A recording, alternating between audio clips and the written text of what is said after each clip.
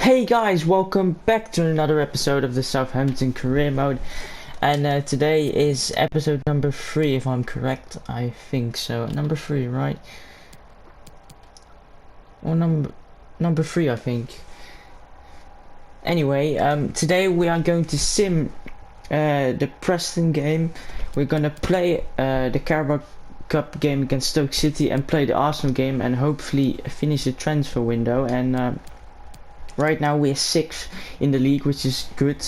Right where we want to be. Well, we want to be 5th, but we've only played 2 games, so can't really tell anything from the season so far. And if we go to the transfer hub here, of course I've transfer listed Nathan Redmond now, and of course we're going to bring in another left winger, and I'm gonna put Sessegnon off and Stengs and Saka, so my final choice will be between Martinelli and Matondo.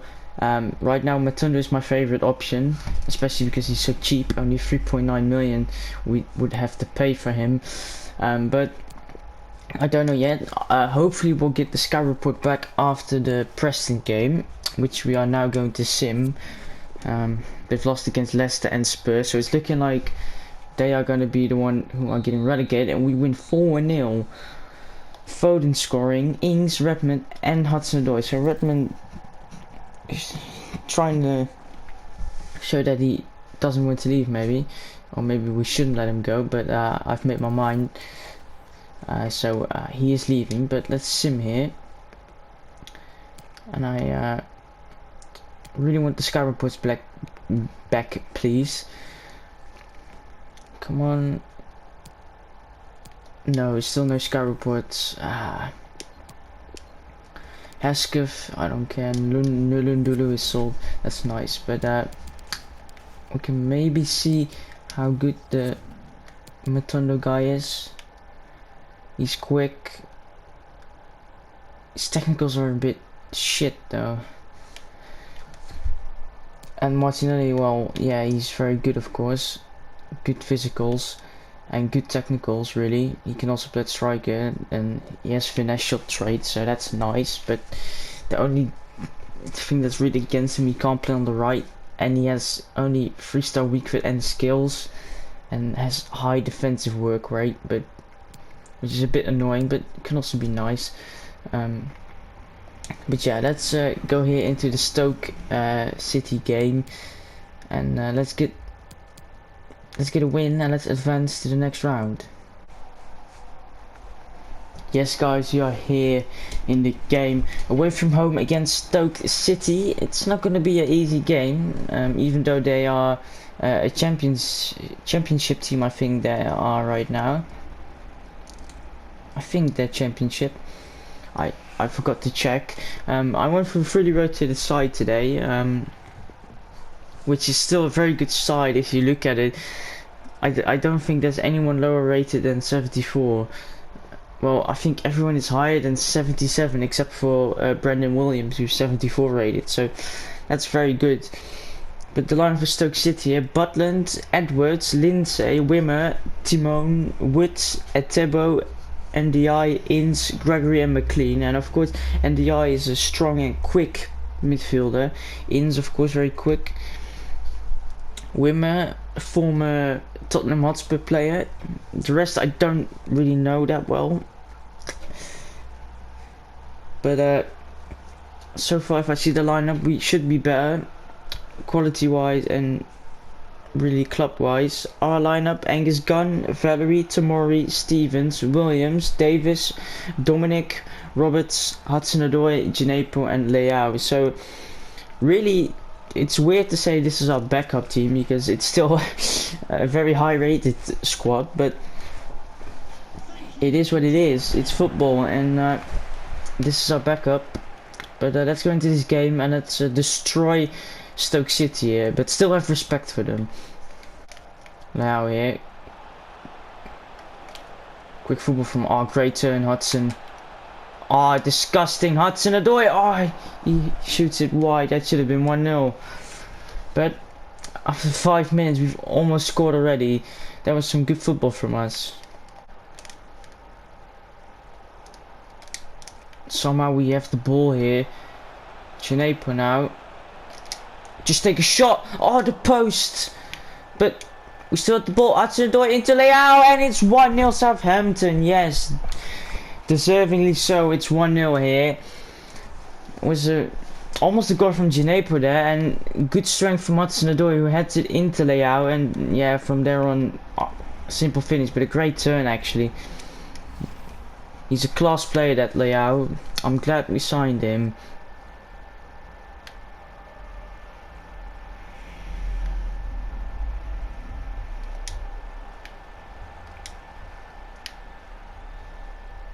Valerie now.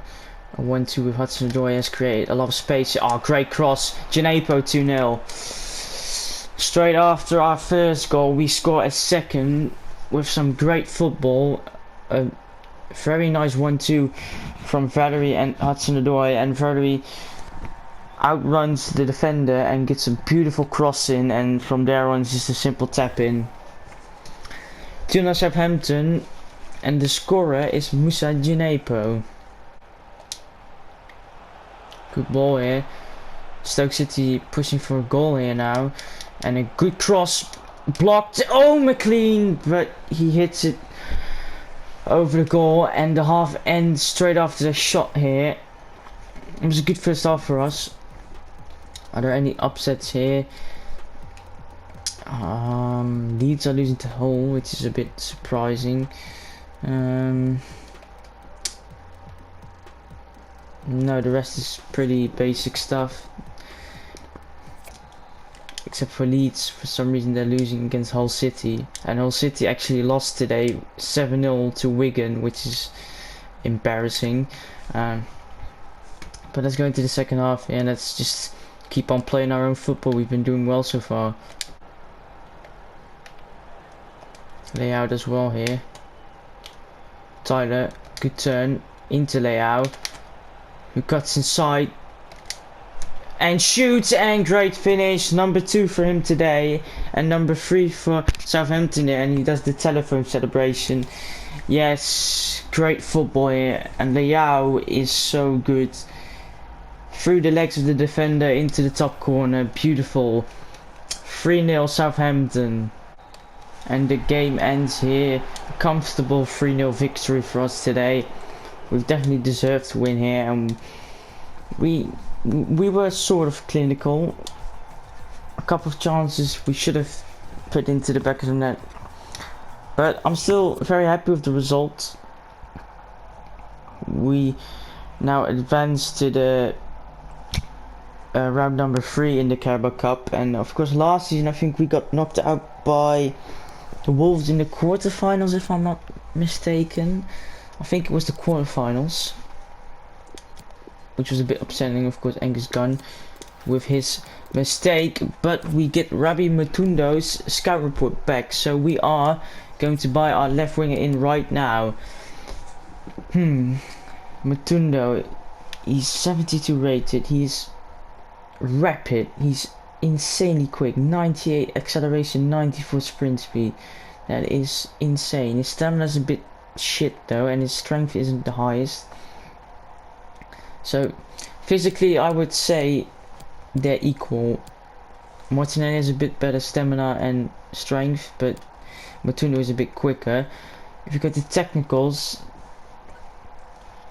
he doesn't have the best technicals, Matundo, compared to Martinelli, who has pretty good technicals really. But of course we could train that with Matundo because he's only 19, so is Martinelli, so they both would get training, so that's not the problem.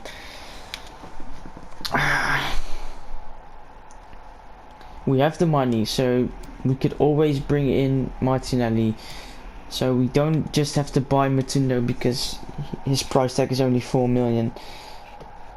That's not the case. We can buy in Martinelli, no problem. But I don't know what to do.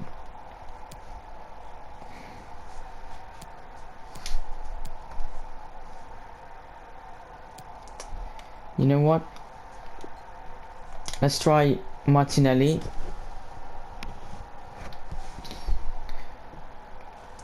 And if Martinelli, if we can get him for the right price.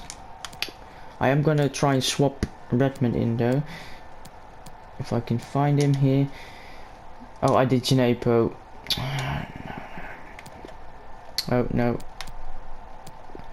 Oh, they don't want. Okay, transfer fee then. Let's go with 13 million. Let's see what they say. They want 20. I'm not gonna buy him for 20. How about straight up 15 million? What do you say about that? They're going down to 18. That's better. Let's go 16.5. What do you have to say for that? They accept. Yeah, I'm going for Martinelli, but I don't want this release cost to just disappear. 4 million is nothing. Should I just buy Matundo and just get rid of Gineppo as well? Because if how do you do that? Back this no, well, just go to the squad hub. How old is Gineppo? He's 22.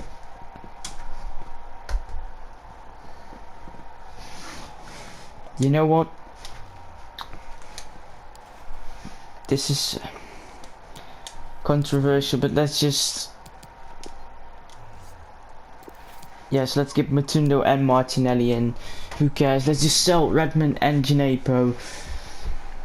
We would get 2 players in who are both younger and about the same rating as well. So he only wants rotation. Well, that's acceptable. Why? 5 years, please. Come on, accept. Yes. No release clause. Thank you. Fuck it. We'll just bring in Matundo and Martinelli. Let's have some fun, huh? Let's give you 50 wage increase, and he accepts. And now Matundo for 4 million. That's a steal. I can't let that go. 3.9 million, that's insane. Except sporadic, so the contracts are already better than those of Redmond and Gineppo, so I think this is the smart move for the future and for now. He only wants 12,000. I think we can get this down to 9,000. He wants 11. I can accept that. I'm not gonna risk it. So Matundo and Gineppo are in. I'm very happy with that. We still have 40 million left in the budget, and of course we don't have to spend all of that right now. We're probably not going to spend any more this season unless we can unless we sell someone and we get a replacement in or something like that. But right now I don't really see us buying anyone else, so let's advance here. Big game here against Arsenal. Oh wait, we actually have our, I think, Europa League group. Yes, I think this is the Europa League group. Yes, I'm sorry, Musa. It's just not the good option for us right now. I could have done it in the sign central, but let's have a look here. Let's have a look at our Europa League group. I'm excited for this. Let's see. Us, Besiktas, Guimarães and Servette FC. Don't know Servette FC, but Besiktas, pretty strong side, but I do think we could beat them.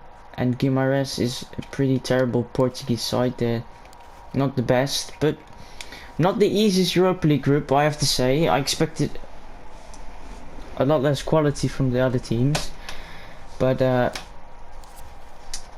enough said about that. Let's accept this transfer offer real quick.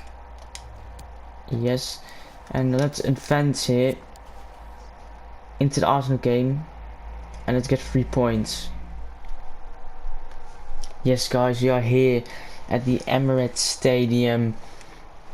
Of course, home ground to Arsenal. We have a good side, but first we have our lineup here. Dean Henderson in goal, Dumfries at right back, Diop and Bednarak at centre back, Zinchenko at left back, Declan Rice and Højbjerg in the middle with Foden at cam. And as you can see, debut boy Martinelli against his old club, his first game for us against his old club, which is beautiful. Ings at strike and Ismail Assar at the right wing.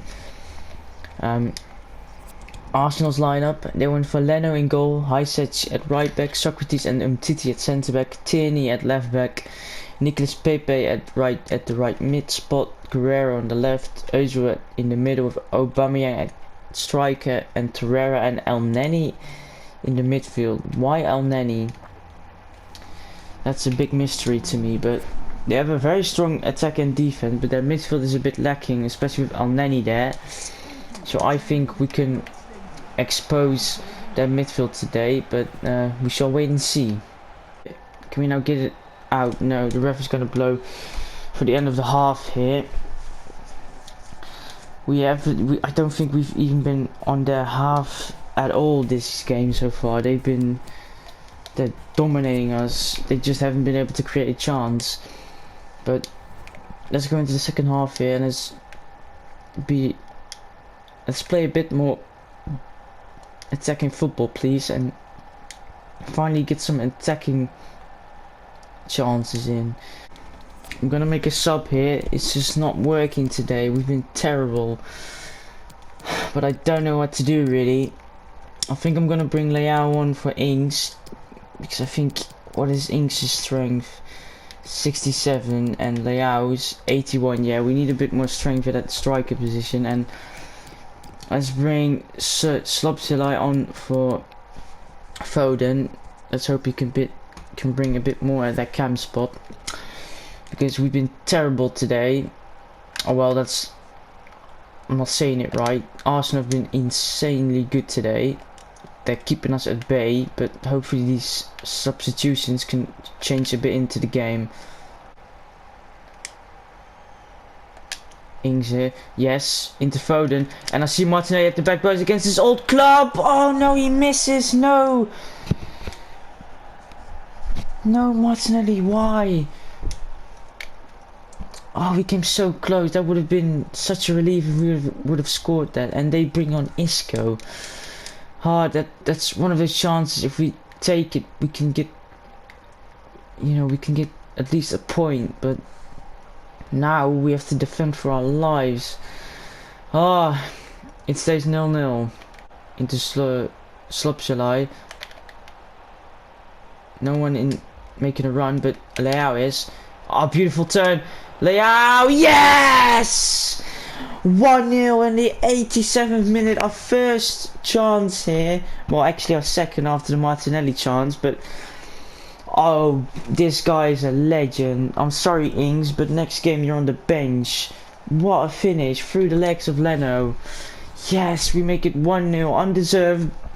Probably a lot of luck into play here, but we've been very solid defensively, and Leao gets one chance and immediately puts it in the back of the net. And we're gonna go away with another 3 points here. So our start of the season has been insane, but we still have to hold on for 2 more minutes. We should be able to do that, unless Arsenal bring out something crazy. But they're passing around the back here, and the ref blows his whistle. Yes, 1-0 win. That was a tough game. They absolutely dominated us until, well, the 90th minute. We had nothing to bring in this game. They only had one shot, but I swear they had more. I know we basically blocked everything, I think. But we get a win.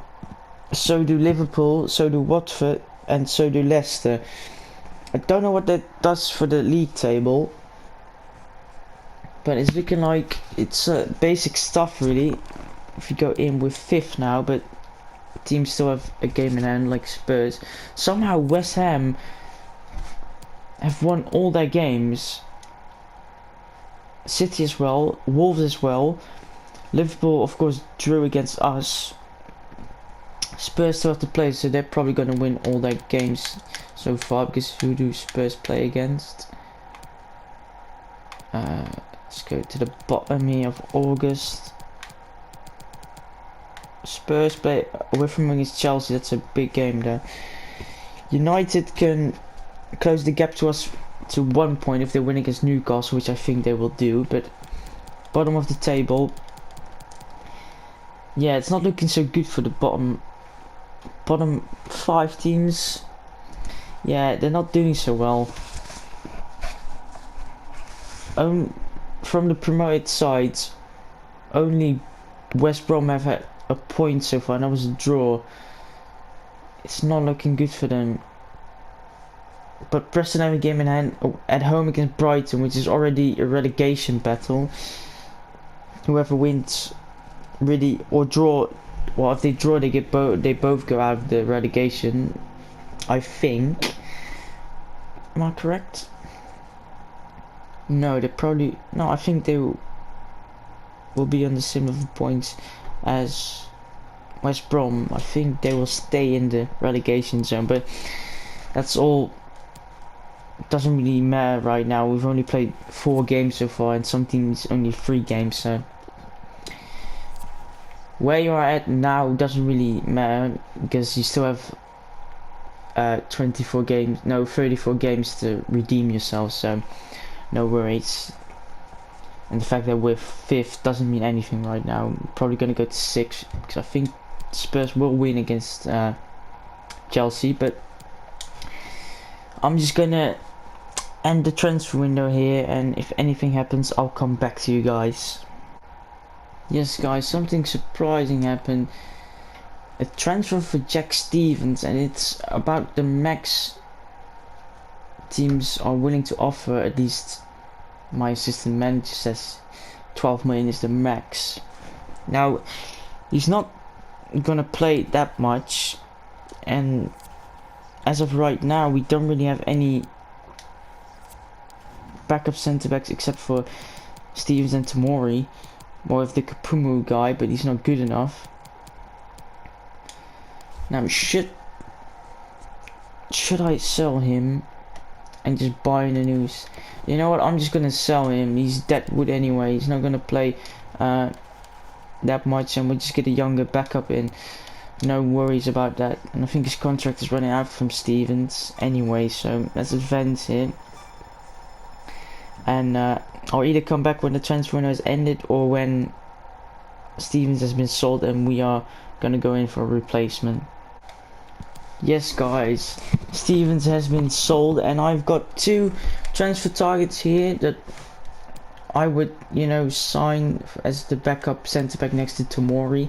And now my preferred option is Metham, because he's 6'3", and I think we need at least one big centre back every game we play, really, and he has a real game face. But the thing is, his work rate, he has a high attacking work rate for some reason, which I think is a bit annoying. Garcia is 3 years younger, but Metham is high rated. I'm gonna do it this way. I'm gonna go in for Metham. If I can give him for a good price, I'm just gonna go for him. And yeah, maybe Garcia can come in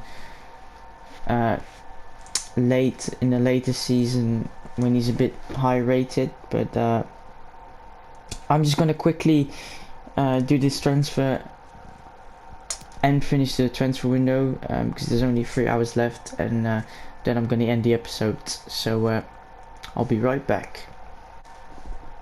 Yes, guys, Metham is in. I got him for a 9 million deal. If I can quickly go to his thingy, as you can see here, he was worth 7 million. I didn't know how much he was worth. He's on the thingy said he was worth 7.5 million, and seeing as it's the 2nd season, I thought he might have grown a bit, so I started off with a 9 million offer, and they immediately accepted it, which was fine by me.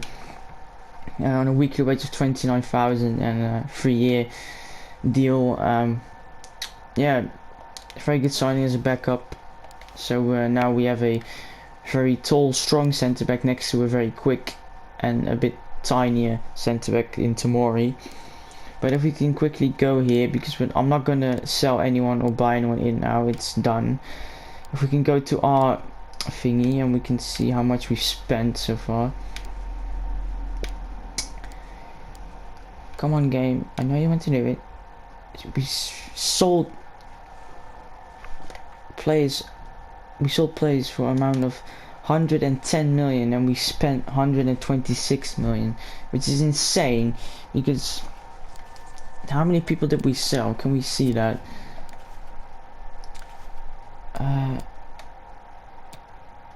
No, I don't think we can. No, but we've bought in a lot of players, I have to be honest. But we've kept it nice. Not too many changes in the starting lineup. I think only 3 in goalkeeper, on the right wing and on the left wing. Which I'm quickly going to change this right now, because I'm going to put Martinelli, and he was very good, of course, in the game against Arsenal. Didn't really have much impact, but you know, it was his first game, so I can't really blame him for that. But right now, the only players we really want to get rid of are Janepo and Kapumu and Vokens. But I don't think we're gonna do that in the last 3 hours, so it's probably gonna be a wrap for the transfer window. But you know, we still have January and next season, of course, to sell these players. But let's just quickly advance through to the final hours of the transfer window and end the episode. It's been a good episode today. A cup game which we dominated, and a league game which we would dominate. And as big transfers here, I'm gonna just accept that. But City wants Zinchenko back. That's ironic. Let's do this. Delegate 60 million of a minimum of 50. If you're willing to pay around that number, I'll definitely sell him. I'll buy in another left back, no worries. Yeah, Arsenal ain't leaving. He's been very good for us so far. We get a monthly scouting update. Yeah, you're not good enough. You're not good enough. You're not good enough. Sam Wright definitely is good enough. Oh, Lensley's potential has gone up from 83 to 85 minimum. Yes, he is going to be our star player in the future. It's always so nice when you have one youth player that's going to grow out to like 90 rated and he's going to be your best player. That's great. And Sam is going to be behind him, passing the balls to Lens. But guys, I'm going to end the episode here. It's been a fun episode. Big points today here from us. But I hope you guys enjoyed. Like, subscribe, share, do all of that stuff. It really helps. And I'll see you guys next time. Peace.